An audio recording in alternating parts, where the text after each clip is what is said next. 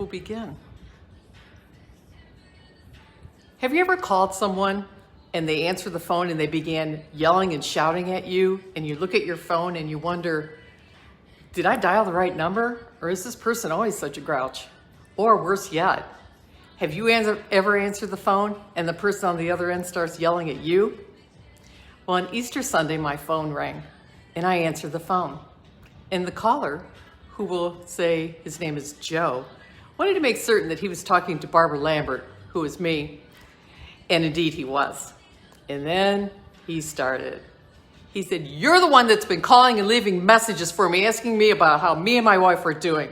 I thought about deleting those messages, but decided to call you instead. First of all, I want to let you know, my wife died in the middle of January. Secondly, I'm doing fine. I'm not going anywhere. I'm staying in my own home, and I'm driving the car." I thought, geez, I didn't know any of this. And I said, "Joe, I'm so sorry. I didn't know your wife passed away. Had she been ill?" And there was a brief period of silence. And he answered. He said, no, not really. She hadn't been sick. Right a couple days before Christmas, she woke up. She wasn't feeling well. And I told her I thought she should go to the doctor, and she was afraid to go. She was afraid that she might wind up in the hospital with all the COVID. She just didn't want to do it. So as the days went on, she continued to decline. She got worse, and he did have to take her to the emergency room.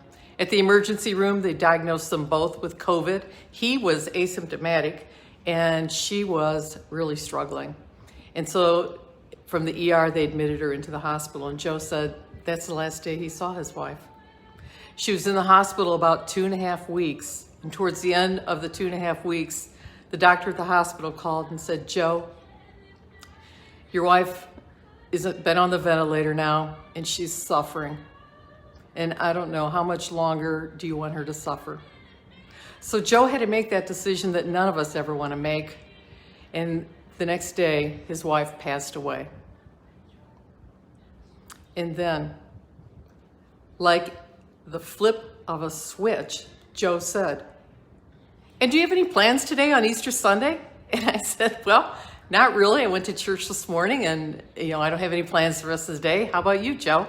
And he said he too went to church this morning, and he didn't have any plans. His children were busy doing their own thing, and he was spending the day alone.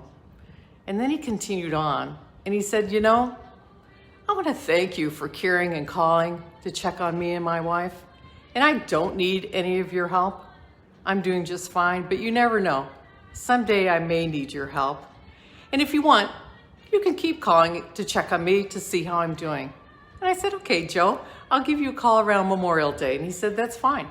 And then our call ended. Joe is 85. And as I reflected and thought about that call, I thought, Joe needed my help that day. It was Easter Sunday. He was all alone.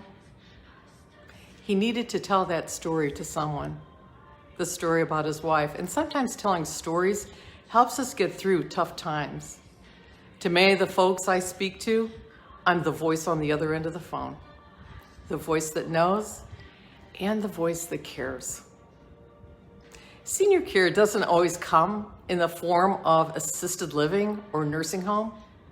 Sometimes it comes in just knowing that someone cares. Aging, it's difficult enough. Finding care doesn't have to be. And no one should ever have to take this journey alone. Thank you so much for tuning in to my Facebook Live. And until the next time, so long.